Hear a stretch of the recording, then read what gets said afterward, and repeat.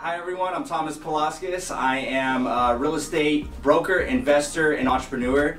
I'm also the owner of the brand called Paulauskas Realty and the Paulauskas Realty team at Keller Williams. As an investor, I've flipped 3 properties and own 5 rentals right now. As a real estate broker, I've sold over 100 houses this year and about 600 houses throughout my career. Throughout that journey, I learned a lot of things, such as learning from others that have gone before you, who have succeeded in the past, who have failed before you as well. And I learned that they're willing to share their information with us and to help educate us to our own success. So today I'm with a superstar, rock star, who is been in the game for quite some time now, and he's also succeeding at crazy high levels. So today we're sitting with an author. He's also a father, he's also an investor, entrepreneur, multi-millionaire. I couldn't say enough about this guy. His name is Paul Morris. Paul, thank you for being with us today. Thank you. Appreciate it. So before we get into all the nitty-gritty interview questions, let's start with, what's the funniest thing that happened to you this week? So before you gave this great introduction, and one of the things that was going through my head are a couple of things. So first of all, you were talking about your success, the success you've had so far, and how you're looking to get more success. And I was thinking, okay, so this is not the first time we've met. Right. We had a meeting before, and you were phenomenally impressive in that meeting. Oh, thank you so much. So I think you were impressed by me. That's why you wanted to do this, and I appreciate that and all the things that you said. But also you. You were very, very impressive. Another thing is when you said that I'm so much further along in the game, one of the things I was thinking is, how old are you? I'm 30 years old now. 30 years old, okay. So 30 years old, I think you might be ahead of the game. You might be ahead of me in the game. So I'm a lot further down the road. So the funniest thing that happened this week was when somebody asked me what the funniest thing was that happened to me this week, and I just turned the whole thing around on them. Funniest thing happened at that moment. I did, yeah. Tell me a little bit about yourself, where you came from, maybe where you grew up, your family life, and a little bit about your life before you might have been considered so successful. You know, one of the things is that this sort of success, in a way, just like failure, it seems to happen gradually, then suddenly. Mm-hmm. And it comes out of a Hemingway novel, but it's a great metaphor. And that's that we take lots and lots of small steps, incremental steps along the way, and then suddenly, okay, here we are. And it's the same way, I look at it as a vicious cycle, which we've all heard of, and that's sort of you make one bad decision, and then you make another little bad decision, and then another one. Sort of had this downward spiral, and almost always, even where there's a very negative anecdote like that, there's always the positive. And so I find that a virtuous cycle is the opposite of a vicious cycle. So these things happen a little bit at a time, and that's cool because you can do a little bit every day. So the first property that I bought was a duplex that I bought with my best friend. You just jumped into that. I was going to ask you that next because it's interesting that you brought that up.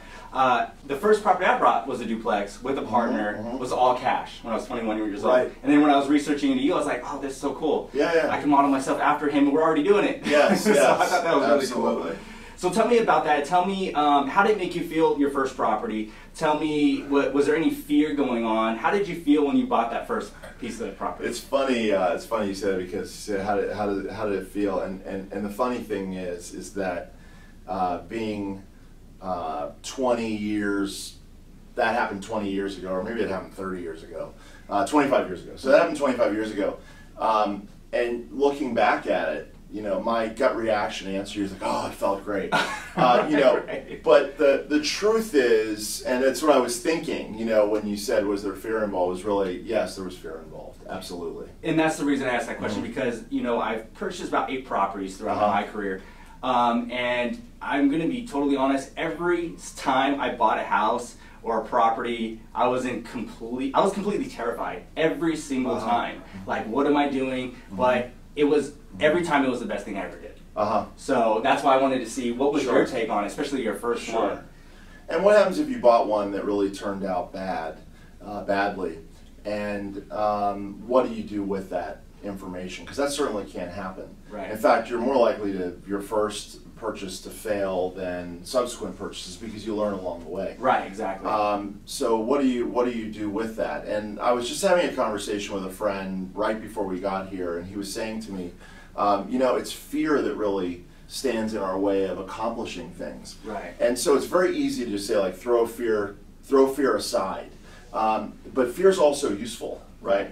So fear saves us from danger. It saves us from making terrible business decisions. And you know, we talked quite a bit about the book, and it's interesting to write a book with somebody else. So David Osborne, my co-author, and I are not always on the same page about everything. Very often, you know, quite in alignment. But you know, he believes that you know, just go for it. And I'm like, well, you know, what about nerves or fear and that sort of thing? And I agree that the best thing to do is to evaluate it and then jump forward. And you'll never know exactly, if you feel like you need to know everything going in. That's another thing. It might analysis even be paralysis. Yeah, and the two are certainly tied together. You know, how much analysis is the right amount? How much is too much? And I do a lot less analysis than most people. I definitely know fear was one of my big things standing in my way, and also fear was my big motivator, because if I didn't do that, then where was my life going to end up? So fear is something that motivates me to go and also holds me back. So it's a love-hate relationship. So when did you consider yourself successful? You know, one of the things is that you know, and I can just answer these questions, you know, but a lot of times I do think about them in anecdotes and thoughts and feelings. And you know, I have one of my mentors is in his 80s, and I don't see him that often, but he's a fabulous real estate syndicator. And you know, one of the things that he said, and one of the things that his team said about him is, his name is Sam, my dad's name too, at this real estate syndicator. You know, he said, you know, I come into work every day like like I'm starting from the beginning. And there's also a yoga. One of the pillars of yoga is to have a beginner's mind. It doesn't mean you throw away all of your knowledge, but you understand that there's so much more to learn. So what you're saying is, even though you are successful, you're still coming at it every day, that you're searching for that success. You're pushing for it. As soon as you think that you know everything, you will, by definition, stop learning. And so, what is success? And a question. There's a lot of power in questions, and a question that somebody taught me was, the question will sound familiar, but I'm not going to use it in the way that most people use it. The question is, how does it get any better than this? And most people say that when they're like, oh, hey, you know, I'm at the World Series with my friends, and it's like, oh, I just got a big hit, and like, how does it get any better than this? And so that's a rhetorical question, saying like it doesn't get any better. But interestingly, it actually does not get better as soon as you think that there's nothing better. So even when when things are bad, you know, it's obvious. You go like, wow, how does it get any better than this? And whatever questions you ask, your brain will search for the answers. So if you're in a low spot and you're like, hey, how does it get any better than this? And you know, your brain will start conjuring up answers. Interestingly, when you're in a great place and you say it with genuine curiosity, hey, how do I? This is awesome, and how does this get better? You can really still learn quite a bit. So you know, success. You said, you know, when did I sort of see myself as successful? It's, you know, it's always a work in progress, and I'm enjoying the process. And there's always more. From where I sit right now, there's more. Yeah, you look. I mean, like myself, my friends are like, oh, you're so successful. I can't believe you've done all this, and you're so doing this, and I'm like, well, you guys looking at me? You don't see Bill Gates. You don't see, you know, all Donald Trump. I mean, there's so many more people that we can always be looking up to, going, am I really successful? It's a comparison almost sometimes. Like, you know, there's always going to be someone ahead of you, and so that's awesome. Thanks for sharing that with me. So, and do you think it's bad to compare? Is it bad to compare, or is it good to compare? In my opinion, I would say no, it's not bad to compare. I compare myself a lot, but the thing is, I'm always comparing myself to someone new. or a group that's new, a different group. Why? Because I take myself to that level, and then once I reach that level, like recently even, I reached a certain level and I was like, okay, so now what do I do? And it's kind of like, oh, I kind of lost some momentum. Sure. And then I was like, my problem is I didn't set another goal. I haven't set more competition. I haven't gone after the next big win. And so that's when I was like, okay, let me go down, sit down and go after the next big win, the next competitor and everything like that. So in my opinion, definitely it's good to compete. Yeah. Yeah. Yeah. So what does a day in the Paul Morris shoes look like, and how do you make it productive? One of the questions I like to ask people when I'm trying to learn about their career is there's sort of the cocktail party version, elevator pitch version of what you do versus like, well, what's a real day look like? What does it look like when you come in? I don't really have a typical day, and I'm not just dodging that question. In a way, I don't have a typical day because I prefer that diversity. Now that being said, I do have structure to it. So Mondays, I have a call with owners of the offices. And then I have a coaching call, and every day at 4 o'clock I do a call with the managers of the offices. So I do have structure to it. Awesome. But in between, there's a lot of different things happening. But one of the things that I like about being interviewed by someone smart like you, or teaching something or teaching great material, is I'm learning. I'm learning while I do it. I'm reminding myself while I'm doing it. So if you don't have if you have a day that's absolutely planned out, cradle to grave, then you're going to be very purposeful. People tend to be very purposeful in a day like that. With a day that's totally free structure, the circumstances will take your day over, and the circumstances, rather than you, will drive that. Exactly. So if you want to drive your own day, then you create a schedule and you schedule it out. Now, interestingly, right back to the first thing that we talked about was gradually then suddenly, is that having one very purposeful day will not take you very far down the road. Having a succession of very purposeful days will take you further down the road than you've imagined. So, and it's another sort of human bias, is we overestimate, and it's yet another thing that stands in the way of people's success, I believe, is we overestimate the amount that we should be able to accomplish in a short period of time. So like a month or a year or 6 months, we overestimate that, and conversely, I believe we underestimate the things that we can accomplish. So if you really, if you're talking to folks that really want to make it happen, you really want to make it happen, I would suggest a day that's very structured. It can be very tedious, and for a lot of people, even sometimes like myself, until it's a huge habit, it can be tough. So how do you stay purposeful? How do you keep that mindset? Is there any rituals or things that you do to do that? Well, again, great question. And any time that there's something that we feel like we want to do and we hold the idea that that's really tough, and I get it, that's the reason why my day's not more structured than it is. One of the things I started out saying is that, hey, listen to what I'm about to say, but don't necessarily do what I do, because it actually would move the ball further down the road for me. I kind of prefer having a little less structure in my day than moving that much further faster. I may, after this interview, I may rethink that. Seriously, I'm not kidding. Really, I'm like, okay, that was interesting. So I think more purposeful days would serve me better. Got it. The other thing is, anytime you're faced with something that you believe you want to do and you also believe it's a challenge or hardship or whatever, is you just ask yourself, well, how do I create it? So how would I create a very purposeful day without it being a hardship? How do I create a purposeful and joyous day? How do I create a purposeful and energizing day? Got it. And none of these questions have to have an answer, right?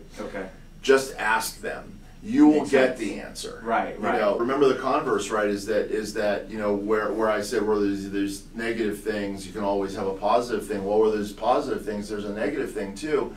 And if you ask yourself questions like, I leave things places. So sometimes I used to. Well, I still leave things places, but I would say like, oh my gosh, you know, how could I have done this again, or something like that. So your brain's going to manufacture an answer to that.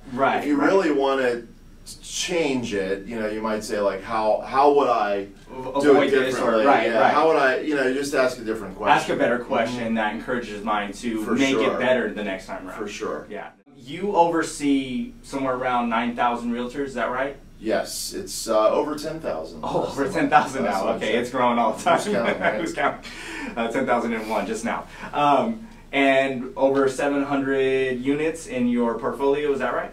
700 rental units. And overseeing 10,000 realtors, it's not really overseeing them. I have an oversight responsibility for the offices, and how the offices are doing, and there's 10,000 realtors. So, yes, in a way, for sure. In a way, yes, you manage the people who manage the people, right? For sure. Okay, that makes perfect, and that's still a huge thing. How do you, with so much on your plate, and this might go back to the last question we asked, but with so much on your plate, so much going on, how do you stay focused? So one tool that's been very useful for me is called the Covey Quadrant, and I actually write it out. Just knowing it is also very helpful, and carrying that forward. And there are two axes, and one is important, and the other is urgent. So that will create 4 blocks, and you'll have things that are urgent and important, and things that are urgent but not important. Then you have on the other axis, you have important but not urgent, and then you have not important, not urgent. And then having awareness of how that affects you. And so and I like to make it so people can really understand. So here's what urgent means. Urgent means somebody is chasing after you and pulling your shirt, like hey Thomas, hey, I gotta tell you something, hey. You're like, okay, right? Now it could be one of two things. It could be important or not important. But it's still urgent because they're tugging on your lapel. Okay? So things that are important and urgent. It's like, hey Thomas, you know, here's this thing, it's really important. The important and urgent stuff you get to. The tricky part is that we tend to spend time, and that's time well spent. And the tricky part is the other 2 quadrants where people are tugging at your shirt, but it's not important. So there's something that could wait till tomorrow, something that the problem may go away, something that doesn't need your action now, something that you can delegate to somebody else, but they're like, hey Thomas, hey Thomas, hey Thomas, you're like, and it's almost easier to just answer them, right? So that's how I get sucked into the urgent but not important quadrant. The urgent important I get sucked into, and that's a good thing. I also get sucked into the urgent not important, and that's when I want to have awareness of keeping that away. And then another really important quadrant is the stuff that's important but not urgent. You know, I'm your assistant. I come knocking on your door, and I say, hey, this is the issue. What is going on through your mind? Because I know you're sitting there and you have to determine what quadrant is this going. So how do you analyze that and say, hey, I'm going to put this aside right now, or I'm going to take action right now? So it's a great question, and if my assistant knocks on the door too many times with something that's not important, that's a problem, right? So I'm gonna fish that out. But I think your question underlying that, which is how do we know what's important and what's not important? In business, it would be the top 20% of things. So I'll give you a concrete example there, and that would be like lead generation. In real estate sales, lead generation is the most important thing. So interestingly, it's not urgent. Yeah, that's that other quadrant. There's a quadrant that gets a lot of attention that should. There's a quadrant that gets attention and shouldn't. And then there's another quadrant that does not get attention but should. So lead generation is one of those. So what we do is, here's when lead generation gets urgent. We can't pay our bills. You're like, wow, I got a lead generated, oh my gosh, right? When you have a bunch of deals in the pipeline, when you're working on deals, you got some deals in the pipeline, the urgency of lead generation goes down, but it's not less important.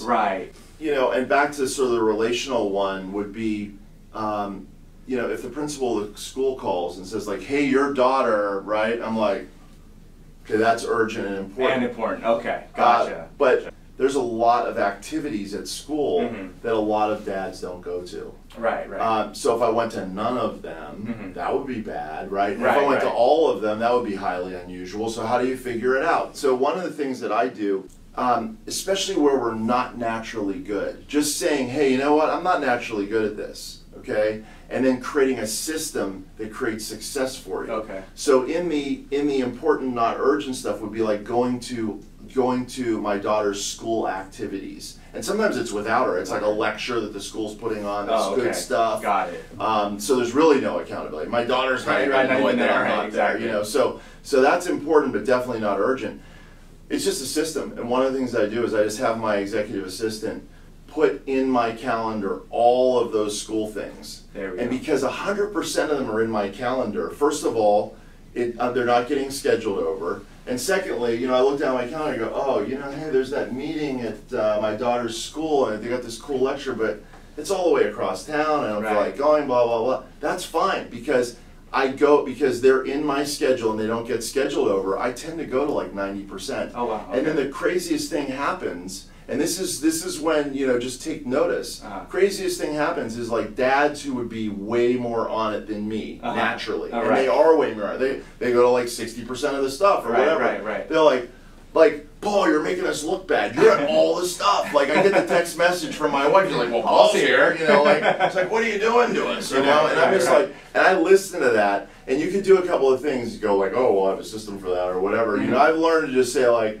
hey, thank you. Thank you know, you. cool. You know, I just I'll take credit. I'll just let that land on me. It's not my natural style. So it sounds a little bit like your assistant even might filter some of that stuff for you. Sure. So she's almost putting certain things in certain quadrants for you. You don't even have to think about it. Absolutely. And if she's not, then we're not doing it right. Right. So one of the things is a huge time waster is email. Oh yeah. And she goes through all my emails and puts stuff in a review folder. And I generally only look at the review folder. I don't delete anything. I don't touch it. And so that's a way for me to stay out of the weeds. My assistant filters through the emails. Yeah. Matter of fact, responds to the emails. Yeah. And once in a while, I see an email because it's something that just really needs my attention. And I haven't gotten to that level that she's really responding to them for me, and it would be great if I got there. So that'll be. Awesome. I'll take another note from you today. Right, that's what we're doing. And you're gonna get the real purposeful calendaring. That was one of them, and then the other one is that we'll get Chastity to respond. But whenever I share a perspective, you know, I always want there to be something actionable. What was one of the defining moments in your life that really pushed you to get uncomfortable and to just knock over obstacles and boundaries of maybe some things that you thought you couldn't achieve and actually achieve them? You know, when you look back on it, there are many defining moments, and you can learn from great decisions you've made. Oftentimes, I feel like I learn from mistakes I've made if you have that willingness to look at it. And just knowing that we all make mistakes. And maybe what defines us is not the mistakes that we make, but what we do after the mistake. In the times of my life that people have said he'll never amount to anything, there have been some important people in my life that have said that. Not often, not many, but there's been a couple of watershed moments. I never said like, oh, I'm going to prove that guy wrong, and then think about it. You know, you hear the story of the guy that was thrown out of the restaurant as a kid and worked, you know, hard, you know, fired as a busboy and goes back and buys the restaurant. And that just wasn't my journey, you know. When people say like he'll never make it, I was like, huh, you know, they don't know what they're talking about. Really know, right? And that's a good ego resilience that I got from my parents, which was very helpful. And one of the things that's very helpful is aspirational direction. It would have to come from somebody who you think is really talented. And they go like, hey, Thomas, you know, I know you can do it, or I know you can do this or that. And that's pushed me along a lot more than that. So encouragement has pushed you more. Yeah, and it's like encouragement. It's encouragement. The best kind of encouragement that I ever got was somebody who I viewed as very important or very smart. That was like, I know you can do it. I had a friend of my mom's who was one of the first women television producers and movie producers ever. There's just no women in that field. And she just had such, and it wasn't just the way she was, because I watched her be not so aspirational about other people. And she's just like, oh no, him, that one, I'd be like this, so she's like, him, you don't have to worry about that one. He's good. He'll be fine, And I was just like, wow, why does this important lady think that? I do that to others. I pay that forward. But in the same way, I don't do it unless I believe it. I just told you the way it works for me, aspirationally. And then you said, like, wow, yeah, I get that. That's happened for me too. If you had said to me, oh, I have a very important uncle that said, like, you're never going to be anything, and it motivates me like you can't believe, I wouldn't say, like, well, that's a negative motivation. I think that's great. That's awesome if that works for you. And that would tell me something a little different. And I believe it about you anyway, is that you said it already, is that you're very competitive. So probably if somebody was like, you're never going to be in, you'd probably like, you know what, I'll show them. And that's okay too. The question is it working, right? Is your life working? Are you getting where you want to go? Are you happy? Are you happy on the journey? And if your answer is like, yeah, it's working, I would never tell someone to suggest to someone that they should do it differently. Here's the suggestion, is a question, and the question would be, what could you do or be different that would have you hit your goal of $10 million with ease, or sooner, or without heartache, or however you want it, And if you don't have to have an answer for that. But if you ask that question every day, I just think, and I love that you mentioned that you don't have to have an answer. Just ask the right question. And I'll give you another question that I was very hesitant. It was going through my brain. I was very hesitant because I don't speak it, but I'll speak it now because it has a negative effect on me. That's why I don't speak it.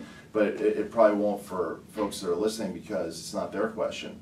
Why am I such an idiot? I've really rinsed my, my brain and my language. It's not to say that I never ever say it, but every once in a while. But you'll catch yourself. You'll be careful. You'll rephrase the question. And I saw it, and it's when you open your eyes to that sort of thing, it's amazing what you'll see. And I was at the grocery store, and there was a woman, elderly woman, she'd been 80 years old or whatever, and she did something, bumped something, dropped something, whatever it was. It was pretty minor. And she goes, why am I such an idiot? And I was like, wow, 80 years old, and that's the question you're asking yourself. The cool thing about it, I've been thinking about it more and more, is just really treating yourself better. And one of the things that I see, and I offer this to people to look at, is that people who are mean, people who are just angry or whatever, are generally very, very, as hard as they are to other people, they're harder on themselves. And I do think that we all come from a place of, I don't want to be mean to people. I want to have a positive impact on people. I really think the first place to do that is to be really kind to yourself. As an entrepreneur, what's one habit that you have that you would recommend others like myself taking on as their own habit? And one of them is just the business planning. So a lot of folks are really good at what they're doing, and in the book we talk about that as ground game. So you're like grinding away, you're making it happen. You have to have great ground game to be successful. And then if you're not stopping and taking a 20,000-foot view of your business once in a while, I think you're missing out. So scheduling a time where you take that view of your business. How often do you do that? I do it fairly often. Again, it's not something that I would tend to do on my own, so I use coaches keep you accountable. My team to help me with that. Yeah, coaches to say like, hey, what's budget, What was one of the first big purchases that you made? And okay, so I just bought an Audi R8. Because I hit my goal, I was like, okay, when I hit my goal, I'm getting this car. What was one of the biggest and first purchases that you made to reward yourself? Well, that's the Audi R8 is great because it was actually one of the things that I was going to reward myself with, and then did not. And there was a period of time. This is where I said it's cool to me that you at your age, you know, you said that you have, you know, so much further to go, but you at your age versus me at my age, I think you're way ahead of the game. And it wasn't that long ago, 8 or 9 years ago, I was like, an Audi R8 is really what I'd like to have. And my coach was good. My coach was like, I just can't see doing it because there's so much more that I have to do. There's so much, you know, like, what would it take? Like, so right now for me, people get very motivated by material stuff, and there's nothing wrong with that. Remember, it's back to what we talked about. Whatever motivates you, what you want in your life. I'm just saying, there's no judgment, and I encourage people to go for what they want. Right now, you know, having a jet would be like, like it'll be nice, right? But there's so much more. Like I almost feel like I want to change the world a bit before I go for that kind of expenditure that I really see as not. Being a necessity. Could buying a jet help you change the world? It could, and that's a great, that's a great way to look at it for sure. And also, what sort of time would you buy back if I were traveling? Exactly. So there are those things. I'm always learning. You know, one of the things I learned from somebody else was that they spend money. They're very wealthy and successful. And in answer to this question, they just said experiences rather than things. And I like things, and then when I buy the things, and then I get excited about the things, and then I don't use the things, and I buy some more things, and I get excited, you know, I get excited by them, and then, you know, it's like, eventually, the things don't motivate me. So, and you know, I heard Gary Keller one time say, you know, after you reach a certain amount of wealth, you're just getting more of the same. You know, it's like, if you love cars, I know you love cars. Like, how many cars are you going to have? You can only drive one at a time. I have 2 cars. I have one that's a great race car like the R8, and I never drive it ever. So what would another car do for me? So I'd like to have it. So I have a nice car, but you know, it's like once you have one nice car, then how much do you get from the second nice car, the third nice car? So experiences, and recently, and I hesitated for sure, but I love classic rock. I've seen great classic rock shows. And one guy I hadn't seen was Tom Petty. And then I finally went to see him, but I had lousy seats, and so I considered it still like kind of not seeing him. And then I'm like, you know, he's coming to the Hollywood Bowl. I went on, you know, the app, and there were second row center seats, and they're like $2,200 a seat or something like that. It was astronomical. It might have been $1,100 a seat, so I had to buy 2. It was $22, whatever it was. I looked at it, I was like, okay. Like, I cannot justify this, And then I was like, you know what, to heck with it, I'm going to do it. And I sat in the second row center with Tom Petty, and he died like 5 days later. There you go. And I'll never look back at that and say, you know what, I shouldn't have spent that $2,200. It was an epic experience. That's awesome. Yeah. So, you know, and again, creating experiences. I did that with my girlfriend, create that experience with my girlfriend, create a great experience with, I saw literally the last Kanye West concert with my daughter. Tell me a little bit about a time in your life where you feel you failed, or maybe an experience where you think you did fail, and what did you do to overcome that and turn it into a positive? A failure is a true loss if you don't learn a lesson from it. So what is the thing? The main contributor to it not working, and how do you change that moving forward? So that's the question you put behind a moment like that. Absolutely. And you know, and there's a couple of things about it. Number one is if you don't do that, then you have a failure, which is a true failure. We learn so much through our own pain. One of the ways that I've found to limit that pain is to have an openness to watch somebody else and say, you know, it's like you read enough stories about like the cancer or heart attack that changed somebody from a mean person to, I wrote about it in the book. About the policeman, Yeah, absolutely. And I was young when I saw that, and I was like, all right, I'm not waiting for the heart attack. Because what happened at the end of the story is like, he's the meanest cop I've ever met my whole life, and then he became the nicest guy in the whole world after he had the big heart attack. But he only lived like 3 years, and then he died, then he really died. So I'm like, okay, so he learned the big lesson. He learned his lesson. And then I really think I was like 14 or 15 years old. I'm like, I'm not going to wait for the heart attack for that to happen. What inspired you to write your book, Wealth Can't Wait? So it's in part it's leaving a legacy. The other thing too is, as so many things are, it's sort of born out of a necessity in a way. Great things can come out of weaknesses, right? So here I am running a real estate company, and one of the ways to contribute to realtors is to teach them. But there's so many people that are better at teaching a listing presentation or a buyer's consultation. So many are better than me than that. So what am I going to do? Learn the listing presentation better than somebody who's been doing it for 30 years and then teach it? It didn't make sense. And the one thing that I found was that as we teach realtors to do better, as we teach salespeople to do better, what they do is they increase in income, but it doesn't always mean they increase in wealth. And so that was something that I was able to accomplish, was with a smaller amount of income, building wealth over time. And so I started teaching that, and then that became coursework that that I then turned into a book, which hopefully is some sort of a legacy. What would you want readers to take away after reading it? The one thing, and I touched on it a lot, so I won't go deep into it, is rather than a prescription. One of the things we sort of set out to do is like, let's have a prescription for success. I want to extend an invitation, not a prescription. Got it. It's like, here's the way to do it. That creates the supposed to, I should have, whatever. Here's a way. This is a way that I believe will help. And it's up to them to accept it or not accept it, or take, if somebody takes 3 or 4 pieces out of it. Yeah, sure. That's definitely. And so you want them to get what they need out of that makes that's correct. And have an impact in that way. If you had to start again, what would you do differently? I would start being more honest with myself about what I want, and being truer to that, because at the end of the day, I think it really truly is hard. Life is hard. Life's hard when you're leading somebody else's life.